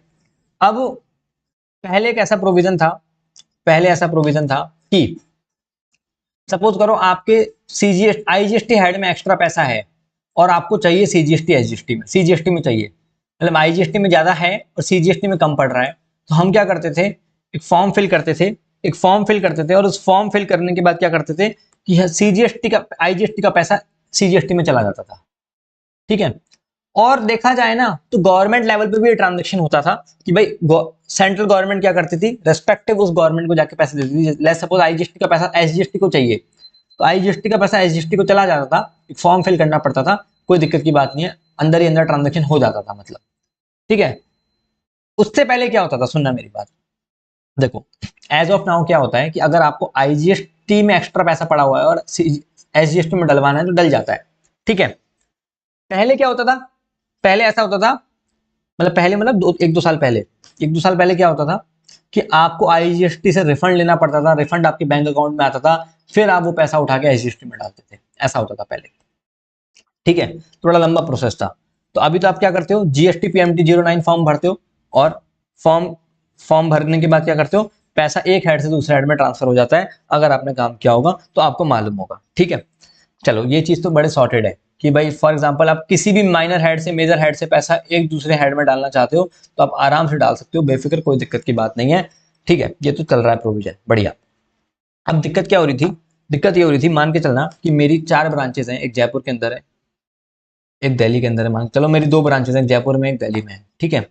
अब ये दोनों ब्रांचेस मेरी डीम्ड डिस्ट्रिक्ट पर्सन हो गई, related person deemed district person मानेंगे क्योंकि पैन नंबर सेम है, रजिस्ट्रेशन नंबर अलग अलग है, डिस्ट्रिक्ट पर्सन जिनको बोलते हैं, ठीक है। अब समझना मेरी बात, दिल्ली वाली जो ब्रांच है ना, इसके कैश लेजर में क्या हुआ, एक्स्ट्रा पैसा पड़ा हुआ है, इसके इलेक्ट्रॉनिक कैश लेजर में एक्स्ट्रा पैसा पड़ा हुआ है और जयपुर वाले के पास कम है। सवाल यह आता है कि दिल्ली वाले जीएसटी नंबर से जयपुर वाले जीएसटी नंबर में वो पैसा ट्रांसफर हो सकता है क्या, बिफोर अमेंडमेंट नहीं हो सकता था, ठीक है, बिफोर अमेंडमेंट नहीं हो सकता था कि भाई दिल्ली वाले के पास जो एक्स्ट्रा पैसा पड़ा है वो जयपुर वाली ब्रांच यूटिलाइज कर सकती है क्या, but now yes, after amendment कर सकते हैं कि भाई दिल्ली वाली ब्रांच के पास एक्स्ट्रा इलेक्ट्रॉनिक कैश लेजर में पैसा पड़ा। इलेक्ट्रॉनिक क्रेडिट लेजर क्या होती है, इलेक्ट्रॉनिक क्रेडिट लेजर तो वो होती है जो आपके पास आईटीसी होती है, उसको इलेक्ट्रॉनिक क्रेडिट लेजर बोलते हैं। यहाँ बात करें electronic cash ledger, cash ledger मतलब जो पैसा आप खुद जमा करा रहे हो जीएसटी का पेमेंट करने के लिए, ठीक है। इलेक्ट्रॉनिक क्रेडिट लेजर तो आईटीसी का अमाउंट हो गया आपका। तो हम बात कर रहे हैं कि अगर आपने दिल्ली वाली ब्रांच ने ज्यादा पैसा जमा करा दिया और जरूरत कम की थी, एक्स्ट्रा पैसा पड़ा हुआ है, तो क्या आप जयपुर वाली ब्रांच यूटिलाइज कर सकती है क्या? तो आंसर इज यस, जयपुर वाली ब्रांच यूटिलाइज कर सकती है। ठीक है, ये माना जाएगा कि दिल्ली वाली ब्रांच यहां से रिफंड लेके उसने जयपुर वाली को दे दिया, माना ये जाएगा कि रिफंड हुआ फिर दिया, पर देखा जाए तो डायरेक्टली हो सकता है अभी, मतलब ठीक है, डायरेक्टली हो सकता है और कुछ भी नहीं था। क्लियर है? ये प्रोविजन है। अब एग्जाम के क्या क्वेश्चन बनेगा मुझे कुछ लगता नहीं इस पर कोई एग्जाम में क्वेश्चन बन सकता है, लेकिन हाँ एमसीक्यू वगैरह कुछ बन जाए तो ठीक है, बट आपको प्रोविजन पता होना चाहिए कि हाँ, अब अगर आपका कोई डिस्टिंक्ट एंटिटी भी है ना, आपकी सेम पैन नंबर है और रजिस्ट्रेशन नंबर दूसरा है और आप उसको कुछ ट्रांसफर करना चाहते हैं तो भी आप कर सकते हैं, कोई दिक्कत की बात नहीं है। ठीक है, क्लियर है? पेमेंट नो टैक्स से इतना ही है, इससे ज्यादा कुछ है भी नहीं पेमेंट नो टैक्स में। अच्छा, एक प्रोविजन और हुआ करता था आईटीसी के अंदर, याद करो आईटीसी के अंदर प्रोविजन पता है क्या हुआ करता था? रूल 86 बी, अगर आपने पढ़ा हो तो रूल 86 बी। रूल 86 बी में पता है क्या था? कोविड के टाइम में प्रोविजन आया था, उसके अंदर ऐसा था जो भी आपकी जीएसटी की लायबिलिटी है ना, जो भी आपकी जीएसटी की लायबिलिटी है, रूल 86 बी कब लगता था? जब आपकी वैल्यू ऑफ सप्लाई 50 लाख रुपए से ज्यादा हुआ करती थी, तभी लगता था rule 86 B. Value of supply अगर आपकी 50 लाख रुपए से ज्यादा है, और उसके अंदर प्रोविजन कैसा था कि लेट्स सपोज आपकी जीएसटी की लायबिलिटी 20 लाख रुपए और आपके पास क्रेडिट पड़ी है 22 लाख रुपए की, तो गवर्नमेंट ने बोला था कि आप सिर्फ और सिर्फ जितनी आपकी लाइबिलिटी है ना उसकी 99% की क्रेडिट यूटिलाइज कर सकते हो, 1% आपको कैश में देना पड़ेगा, क्योंकि गवर्नमेंट को पैसे की जरूरत थी उस वक्त। ठीक है, गवर्नमेंट को पैसों की जरूरत थी, तो गवर्नमेंट ने क्या बोला था कि 1% तो आपको कम से कम 1% आपको कम से कम कैश में ही देना पड़ेगा। ठीक है, याद है वो प्रोविजन? ये प्रोविजन अभी भी एप्लीकेबल है। बट हुआ क्या, बहुत सारे लोग, अब जैसे आपको मालूम है हमारे देश के अंदर लोग बात बात पे रेट लगा देते हैं, पेटिशन लगा देते हैं। ठीक है, पेटिशन फाइल कर दी बहुत लोगों ने कि बोले ये क्या तरीका हुआ, बोले ये कौन सी तुम्हारी दादागिरी हुई, कल को तुम बोल दोगे कि 50% यूज कर सकते हैं, कल को तुम बोल दोगे 10% यूज कर सकते हैं, बोले कुछ भी करोगे क्या तुम? बोले ये क्या तरीका हुआ तुम्हारा, ऐसी कोई रिस्ट्रिक्शन एक्ट में तो नहीं है। लोगों ने बोला, बोले एक्ट में लिखा हो कि रिस्ट्रिक्शन लाना अलाउड है तब तो समझ में भी आता है, तुम चलते फिरते कुछ भी ले आते हो। लोग भड़क गए। ठीक है, तो बहुत सारे लोगों ने इसको चैलेंज किया कि कोई रिस्ट्रिक्शन अलाउ नहीं है। तो अब आप देखोगे ना, तो ऐसा एग्जाम के पॉइंट ऑफ व्यू से कोई चेंजेस नहीं है, लेकिन प्रैक्टिकल लाइफ में क्या हुआ, लॉ लॉ में अब है ना बहुत जगह लिख दिया as per the restrictions, as restrictions can be availed, मतलब क्या बोलते हैं कि रिस्ट्रिक्शंस कैन बी अप्लाइड, कुछ भी लगा सकती है गवर्नमेंट। अब इन्होंने एक्ट में बहुत जगह चेंजेस कर दिए। ठीक है, तो अब न्यू वर्ड इंसर्ट करने लगी government, restrictions at various places ऐसे करके। ठीक है, ऐसे गवर्नमेंट ने बहुत जगह ये करना शुरू कर दिया, राइट?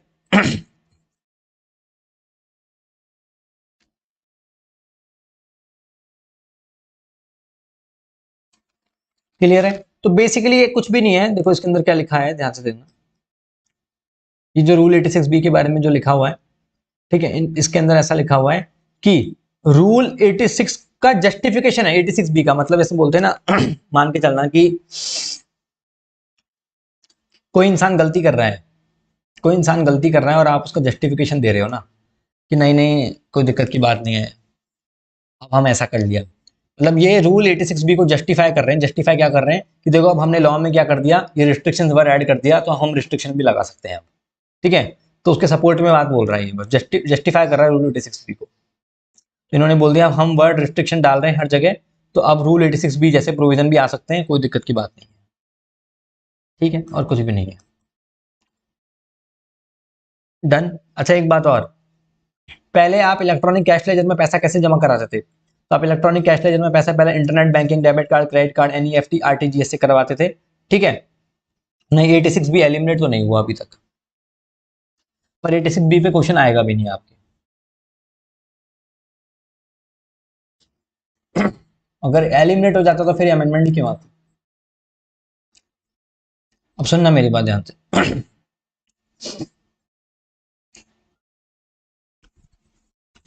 तो अब इन्होंने बोला कि अच्छा एक बात और बताऊं, आज की डेट में प्रैक्टिकली अगर आप 86 बी का कोई वॉल्यूशन करते हैं ना तो कोई ज्यादा दिक्कत भी नहीं है। पहले तो स्ट्रिक्ट प्रोविजन थे, अभी प्रोविजन वैसे नहीं है जैसे पहले थे। ठीक है, पॉइंट नंबर 4 कि अगर आप इलेक्ट्रॉनिक कैश लेजर में कोई भी पैसा जमा करा रहे हो, इलेक्ट्रॉनिक कैश लेजर में कोई भी पैसा जमा करा रहे हो, उसके बहुत तरीके होते थे पैसा जमा कराने के, जैसे internet banking, credit card, debit card, NEFT, RTGS. अब दो चीजें और ऐड कर दी एक्स्ट्रा, यूपीआई और आईएमपीएस। ठीक है, ये दो चीजों से और आप पैसा जमा करा सकते हो इलेक्ट्रॉनिक। अरे जीएसटी जमा कराने के लिए ये सोर्स और यूज कर सकते हो, दो सोर्स और डाल दिए बस नए, और कुछ भी नहीं है। ठीक है, समझ गए? डन। चलो, ये इंटरेस्ट तो मैंने आपको बता ही दिया कि इंटरेस्ट कब कब लगेगा। इंटरेस्ट कब कब लगेगा, आईटीसी में मैंने आपको बताया था ना कि इंटरेस्ट, सिर्फ इंटरेस्ट ऐसे नहीं लगता कि आपने क्रेडिट क्लेम कर ली तो इंटरेस्ट लगना शुरू हो जाएगा। जब, अब देखो यार सिंपल सी बात है ना, आपने अगर आईटीसी इलेक्ट्रॉनिक क्रेडिट लेजर में डाल दी, उसी चीज से इंटरेस्ट लगाने लग जाएंगे तो वो तो बहुत ही गलत है ना। इलेक्ट्रॉनिक क्रेडिट लेजर तो एक वर्चुअल अकाउंट है आपका, आपने एक्चुअल में जब तक आप उस अमाउंट को यूटिलाइज नहीं करोगे आईटीसी को, तब तक इंटरेस्ट नहीं लगेगा। इंटरेस्ट के ऊपर ये प्रोविजंस आए कि भाई इंटरेस्ट तब तक नहीं लगेगा जब तक आप अमाउंट यूटिलाइज नहीं कर लोगे, और जिस दिन से आप यूटिलाइज कर लोगे ना, उस दिन से इंटरेस्ट लगेगा। फिर सपोज करो आप आधा आधा यूटिलाइज करो, जैसे अपने वाले एग्जांपल में आधा 80,000 जुलाई में था, 80,000 जून में था, बाकी जुलाई में था, तो आधे आधा फिर उसी प्रोपोर्शनेट में इंटरेस्ट लगाएंगे अपन। पहले इंटरेस्ट की रेट कई जगह 24% थी, वो एक ही केस था, कौन सा था छोड़ दो। अब इंटरेस्ट हर जगह 18% से लगता है, 24% वाला केस ही खत्म हो गया, ये भी ध्यान रखना। ठीक है, तो 24% वाला चीज ही हट गई है, राइट। बस, इससे ज्यादा आपको कोई पढ़ने की जरूरत नहीं है, जितना मैंने आपको बताया मोर देन सफिशिएंट था।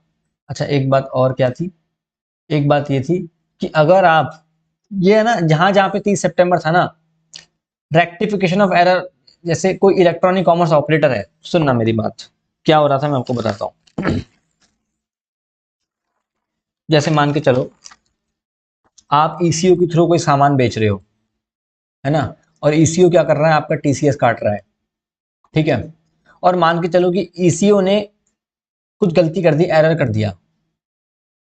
अब ईसीओ आपका टीसीएस काट रहा है, ईसीओ ने कुछ गलती कर दी, आपने जो रिटर्न फाइल करी और ईसीओ ने जो रिटर्न फाइल करी उसमें मिसमैच आ गया, क्योंकि ईसीओ ने कुछ गलत रिटर्न फाइल कर दी। तो अब ईसीयू रेक्टिफाई कब तक कर सकता है उसको, ईसीयू रेक्टिफाई कब तक कर सकता है, तो वही है 30 November of next financial year और annual return whichever earlier. पहले वो सितंबर करके था, अब 30 नवंबर और annual financial statement whichever earlier, और कुछ भी नहीं है, राइट। सॉर्टेड है, ठीक है। अच्छा, अब एक बात और सुनना, अब रिटर्न चैप्टर में आते हैं हम। ठीक है, रिटर्न चैप्टर में आते हैं, रिटर्न क्या बोलता है ध्यान। रिटर्न से पहले एक बार रिफंड में आ जाए, रिटर्न से पहले एक बार रिफंड में आ जाते हैं, क्योंकि रिफंड जो मैं आपको बताऊंगा ना, वहां से एग्जाम में क्वेश्चन बन सकता है आपका। रिटर्न में तो कुछ खास अमेंडमेंट नहीं है, छोटे से अमेंडमेंट है, दिखते बहुत ज्यादा ज्यादा है, क्योंकि पूरा का पूरा लॉ उतार रखा है ना इन लोगों ने, इसलिए, और वो भी तीन तीन तीन अटेम्प्ट का, इसलिए। रिफंड में आते हैं, रिफंड का क्या क्वेश्चन बन सकता है वो ध्यान से सुनना आप, जो एग्जाम के पॉइंट ऑफ व्यू से इंपॉर्टेंट होगा। रिफंड में,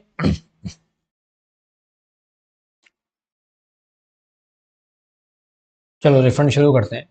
अब रिफंड के अंदर है ना, रिफंड से आपके अमेंडमेंट से क्वेश्चन आ सकता है, 89(5) से क्वेश्चन आ सकता है, इन्वर्टेड स्ट्रक्चर से। ठीक है,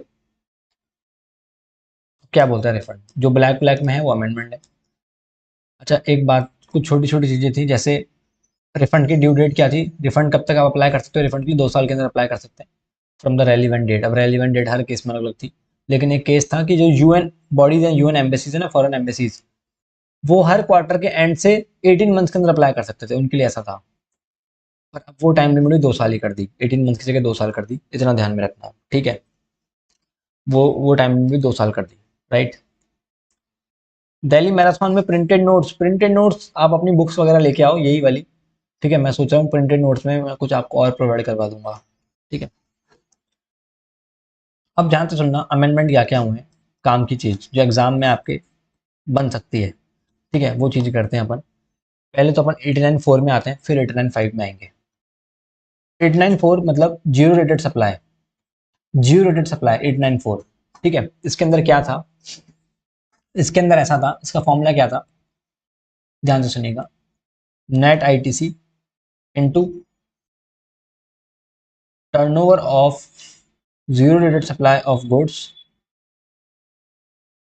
plus services divide by adjusted total turnover. अब सभी लोगों का अटेंशन एक तरफ होना चाहिए, ये एग्जाम के पॉइंट ऑफ व्यू से इंपॉर्टेंट है।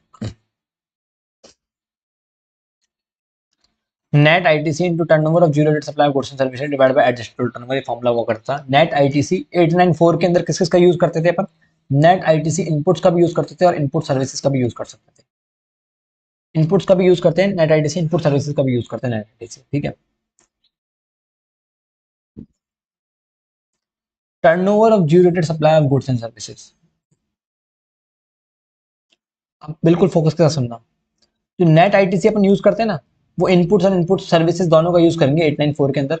लेकिन अगर कोई ओपनिंग बैलेंस दे रखा हो उसको इंक्लूड मत करना, सिर्फ और सिर्फ करंट ईयर का यूज करना है हमको। रिफंड का 1 घंटे का क्वेश्चन, उसका वीडियो मैंने डाल रखा है, उसको देख लेना, उससे आपका काम बन जाएगा, ठीक है।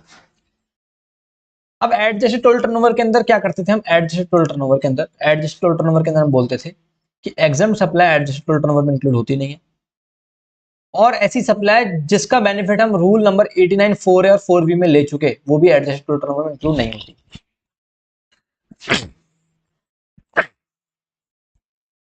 ठीक है। वो भी क्या होता है? एडजस्टेड टोटल टर्नओवर में इंक्लूड नहीं होती। सॉर्टेड है।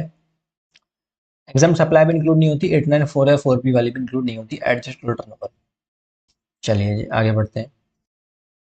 अब हमने बोला था कि जो turnover of zero rated supply of goods and services है ना, turnover of zero rated supply of goods and services, उस केस में क्या था? हमने बोला था कि मैक्सिमम टर्नओवर हम कितना लेंगे? 1.5 टाइम्स ऑफ डोमेस्टिक सप्लाई। कितना ही ले रहे थे? 1.5 times of domestic supply. Sorted है। ये तो पहले भी था, अभी भी है, कोई दिक्कत की बात नहीं। अब नई चीज क्या आई है? For the purpose of this sub rule the value of exported goods. अब एक्सपोर्टेड गुड्स का वैल्यू क्या माने? ये तो आपने बोल दिया कि भाई मैक्सिमम जितनी भी एक्सपोर्ट, देखो हमने ये तो बोल दिया कि एक्सपोर्ट की वैल्यू जो होगी ना, export value should not be more than 1.5 times of domestic supply. ये तो हमने बोल दिया कि एक्सपोर्ट की value should not be more than 1.5 times of domestic supply, ये तो आप लोगों ने बोल दिया। लेकिन what do you mean by export value? Export value लेंगे क्या? इस पे नई एक्सप्लेनेशन आया है। तो बोल रहे कि जो वैल्यू आपने इनवॉइस में डिक्लेयर करी है, जो वैल्यू आपने इनवॉइस में डिक्लेयर करी है, या जो एफओबी वैल्यू आपने शिपिंग बिल में डिक्लेयर करी है, ठीक है, the value declared in tax invoice और बिल ऑफ सप्लाई, और जो एफओबी वैल्यू आपने शिपिंग बिल में डिक्लेयर करी है, विच एवर इज लेस, वो ही एक्सपोर्ट वैल्यू लेंगे। और उस एक्सपोर्ट वैल्यू का मैक्सिमम 1.5 टाइम्स, जो डोमेस्टिक वैल्यू है ना, उसका मैक्सिमम 1.5 टाइम्स से ज्यादा नहीं होनी चाहिए। समझ में आ रहा है नहीं आ रहा? समझ पा रहे हो क्या बोला मैंने आपको? मैंने आपको ये बोला कि जो turnover of zero rated supply of goods and services है ना, turnover of zero rated supply of goods and services, वो मैक्सिमम कितना हो सकता है? 1.5 टाइम्स और डोमेस्टिक वैल्यू। अब बोले zero rated supply of goods and services है ना, मतलब इसका मतलब एक्सपोर्ट, इसकी वैल्यू क्या माने? एक्सपोर्ट की, एक्सपोर्ट की वैल्यू क्या माने? आपने बोला कि हमने कोई सामान है जिसका इंडिया में वैल्यू 10 लाख रुपए है और एक्सपोर्ट कर रहे हैं तो 12 लाख रुपए में एक्सपोर्ट कर दिया हमने, आपने ये बोला। इंडिया में वैल्यू 10 लाख रुपीज, एक्सपोर्ट कर रहे हैं तो 12 लाख रुपए वैल्यू है। अभी 12 लाख रुपए कहाँ से आया? एक्सपोर्ट कौन सी वैल्यू मान लिया आपने 12 लाख रुपए? तो हमने बोला जो आपने वैल्यू एफओबी में दिखाई शिपिंग बिल के टाइम, और या फिर जो वैल्यू आपने इनवॉइस में दिखाई, विच एवर इज लेस, वो वैल्यू माननी है आप, ठीक है। सॉर्टेड है, सॉर्टेड है। अब 895 पे आते हैं, जो कि एग्जाम के पॉइंट ऑफ व्यू से बहुत ज्यादा इंपॉर्टेंट है, ध्यान से सुनिएगा मेरी बात। ये अमेंडमेंट बेहतरीन है और इसके क्वेश्चन भी मैंने आपको करवाए रिफंड वाले वीडियोस में।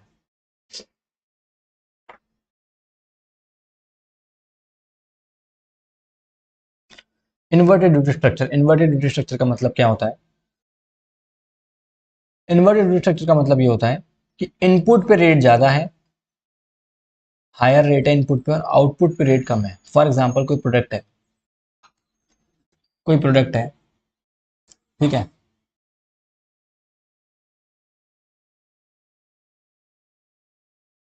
एक काम करो आप, इसको मैंने एकदम इन डेप्थ समझाया है रिफंड के वीडियो में। रिफंड का वीडियो आपको डिस्क्रिप्शन बॉक्स में मिल जाएगा, डिस्क्रिप्शन बॉक्स में आप रिफंड का लिंक देख लो। 58 मिनट्स का एक वीडियो है जिसमें आप 89.5 पे जाके देखना, मैंने सारे के सारे क्वेश्चन करवाए बिल्कुल इन डेप्थ जाके, और इसका विद कॉन्सेप्ट्स कि ऐसा क्यों हुआ है। ठीक है, बार बार वही चीज़ रिपीट करने का कोई सेंस नहीं है, तो आप वहाँ से देखना। ट्रस्ट में आपको पूरा का पूरा रिफंड के क्वेश्चन बन जाएंगे, और रिफंड से क्वेश्चन आएगा एक 100%, और आपको उन वीडियो से काम बन जाएगा। ठीक है, तो आप एक बार देखना ज़रूर, सारा काम हो जाएगा। डिस्क्रिप्शन बॉक्स में जाके देखो, क्योंकि वही चीज़ मैं 20 मिनट फिर से रिपीट करूंगा, वही क्वेश्चन कराऊंगा, कोई सेंस नहीं है, क्योंकि वही चीज़ यूट्यूब पे है अवेलेबल। ठीक है, तो रिफंड के अंदर मेनली यही अमेंडमेंट था जो मैंने आपको बताया, इससे ज़्यादा कुछ खास अमेंडमेंट है नहीं। ठीक है, और कुछ समझ में भी नहीं आए तो 2 साल कर देना आप। ठीक है, 2 साल कर देना। टाइम लिमिट क्या आती है रिफंड की? 2 साल बस, इससे ज़्यादा कुछ दिमाग मत लगाना। ठीक है, right. Now let's come to demand and recovery. इसके अंदर एक सर्कुलर आया है, वो सुनना।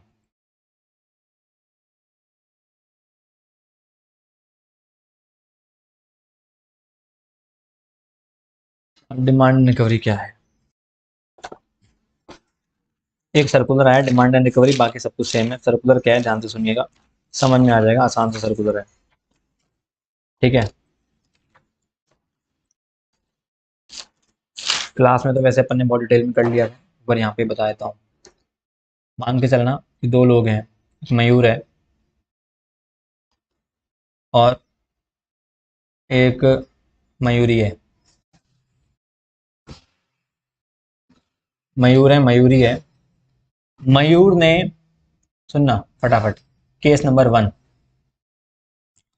मयूर ने मयूरी को इनवॉइस इशू किया without supply of goods and services. Without supply of goods and services, fake invoice जिसको बोलते हैं। ठीक है, तो सवाल ये आता है कि क्या मयूर के ऊपर 73-74 के प्रोविजन लग सकते हैं क्या? 73-74 क्या बोलता है? वही डिमांड एंड रिकवरी वाला, वही डिमांड एंड रिकवरी वाले प्रोविजन लग सकते हैं क्या? 73-74 मतलब 73-74 का नोटिस आ सकता है क्या? किसके ऊपर? इन मयूर के ऊपर। तो आंसर इज कि नहीं आ सकता। क्यों नहीं आ सकता? लॉजिक बड़ा सिंपल है, सुनना मेरी बात। कि आपने, अगर आप शुरू ही देखोगे ना, डिमांड एंड रिकवरी का जो चैप्टर है ना, उसमें पहला ही जो पेज है ना, उसमें ऐसा लिखा हुआ है कि 73-74 का नोटिस कब कब आ सकता है। तो उसमें एक बात लिखी हुई थी, first point, tax has short paid, tax has not paid, short paid, erroneously refunded, ITC wrongly availed, ITC utilise, wrongly utilise. तो भाई एक बात समझना कि मयूर ने मयूरी को सामान सप्लाई किया, सामान नहीं, मयूर ने मयूरी को इनवॉइस दिया without supply of goods and services, बिना गुड्स एंड सर्विसेज के, बिना इनवॉइस के, बिना, विदाउट सब। अरे कौन फोन कर रहा है यार, रुकना एक सेकेंड। सुनना मेरी बात ध्यान से, मयूर ने मयूरी को इनवॉइस दिया खाली, गुड्स और सर्विसेज सप्लाई नहीं करे। मयूर ने मयूरी को इनवॉइस दिया without supply of goods and services, right. Mayur ने मयूरी को इनवॉइस दिया without supply of goods and services. तो मुझे एक बात बताओ कि जब सप्लाई ही नहीं है, सप्लाई ही नहीं है, तो टैक्स की लायबिलिटी कहां से आएगी? जब सप्लाई ही नहीं है तो टैक्स की लायबिलिटी कहां से आएगी? समझना मेरी बात ध्यान से। तो भैया अब सिंपल सी बात ये है ना कि भाई मयूर ने खाली इनवॉइस दिया, गुड्स एंड सर्विसेज सप्लाई नहीं करे, गुड्स एंड सर्विसेज सप्लाई ही नहीं करे, तो ये तो जीएसटी बनता ही नहीं ना। सप्लाई होगा तभी तो जीएसटी बनेगा। तो 73 एंड 74 के प्रोविजन कब लगते हैं? Tax has not paid, short paid, tax नहीं पे किया, कम पे किया, उसका मतलब तब होता है जब सप्लाई होगा तभी तो टैक्स की बात आएगी। यहाँ तो टैक्स की बात आ ही नहीं सकती, नहीं आ सकती ना टैक्स की बात, क्योंकि सप्लाई ही नहीं है, खाली इनवॉइस ही तो इशू किया है। तो 73-74 के प्रोविजन तो नहीं लगेंगे डिमांड एंड रिकवरी के। तो सर क्या कोई पेनल्टी नहीं लगेगी? ऐसा क्यों नहीं होगा, पेनल्टी तो लगेगी। सेक्शन 122 सब सेक्शन 1 में जो 21 ऑफेंसेस दे रखे हैं ना, उसमें से एक ऑफेंस ये भी था कि अगर आप इनवॉइस इशू कर रहे हो without supply of goods and services, खाली इनवॉइस इशू कर रहे हो without supply of goods and services, तो क्या होगा? तो पेनल्टी लगेगी। और कितनी पेनल्टी थी वो? 100% ऑफ टैक्स अमाउंट और 10,000 rupees whichever is higher. 100% of tax amount और 10,000 rupees whichever is higher. इसका मतलब देखो, अगर देशी भाषा में कहूँ ना, चाहे 73-74 की पेनल्टी हो, चाहे 122 सबसेक्शन 1 की पेनल्टी हो, पेनल्टी तो वही 100% लगती है। 74 में भी 100% ही लगती है, एक टाइम के बाद तो 100% ही लग जाती है ना। ठीक है, तो बोले कि पेनल्टी तो लगा रहे हैं लेकिन 122 1 में लगा रहे हैं। चलो अब आगे बढ़ते हैं। अब हो क्या रहा है दूसरा केस क्या था? दूसरा केस क्या है? मैं पूरी की पूरी टेबल मैंने आपको चार्ट बना रखा है तीनों का, मैं आपको वो चार्ट ही दिखा देता हूं।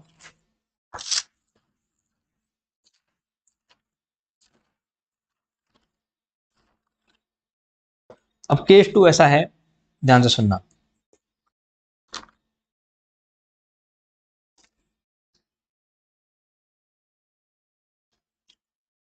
मयूर, मयूरी और यश। मयूर ने मयूरी को फेक इनवॉइस दिया without supply of goods and services.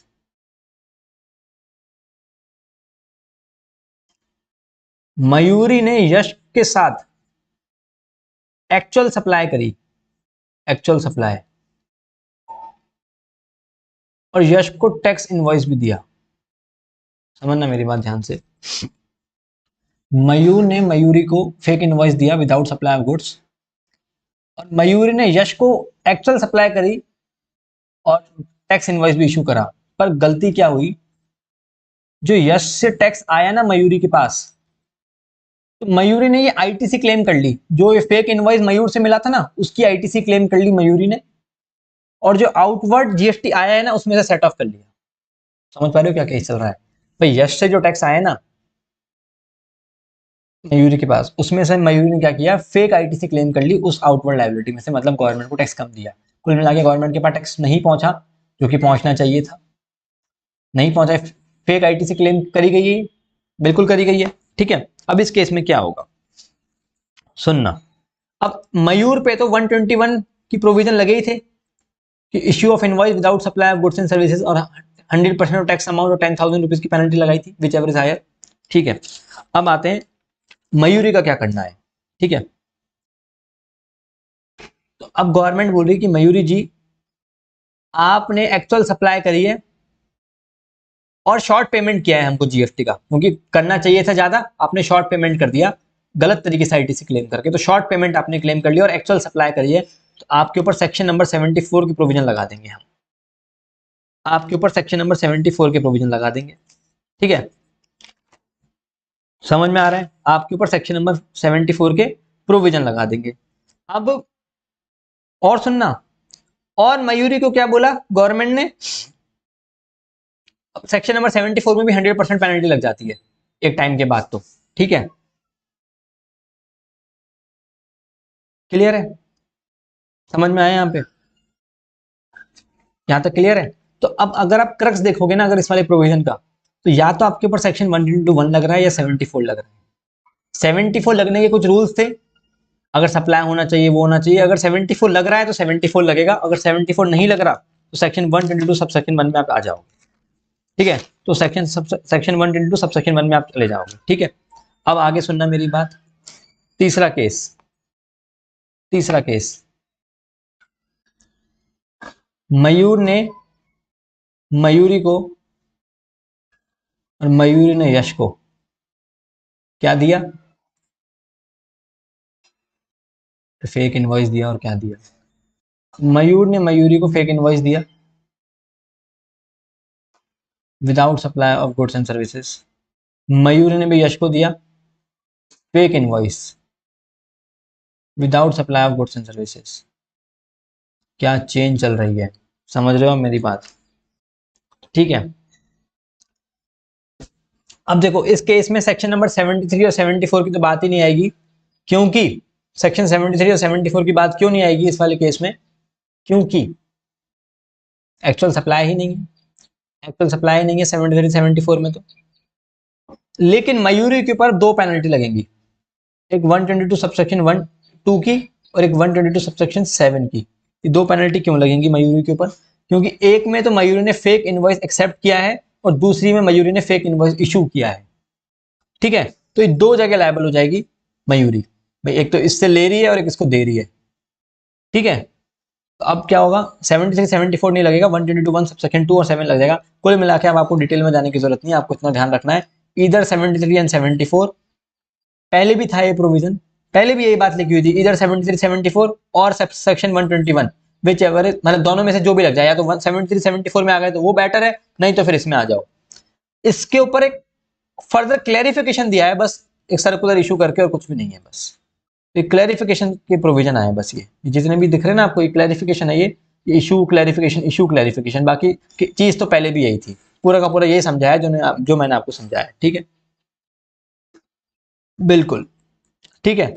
बस जीएसटी में आपको इतने अमेंडमेंट देखने थे, इसके अलावा कुछ देखने की जरूरत नहीं है। कस्टम के अंदर बहुत ही छोटे से अमेंडमेंट है, 15 मिनट का वीडियो बनेगा, वो मैं आपको अलग से डाल दूंगा कस्टम अमेंडमेंट अमेंडमेंट करके। अभी के लिए आप इतना ध्यान में रखना, और रिफंड के लिए आप वो देख लेना, इसके बाहर कुछ नहीं आएगा। रिफंड का क्वेश्चन जरूर से देख लेना, रिफंड का क्वेश्चन एग्जाम में पूछा जाएगा, इसके अलावा कुछ भी नहीं है। और एग्जामिशन का हमारा जो कॉरिजोंडम टेलीग्राम पे है, उसको जरूर देख लेना। टेलीग्राम में फाइल सेक्शन में जाओगे तो समरी बुक का भी और क्वेश्चन बैंक का मिल जाएगा, उसके अंदर एग्जामिशन के क्वेश्चन है, वो देख लेना बस, ठीक है। चलिए, thanks a lot and do like, do subscribe. ऐसे वीडियोस आते रहेंगे, रिवीजन वीडियोस भी आते ही रहेंगे। बाय।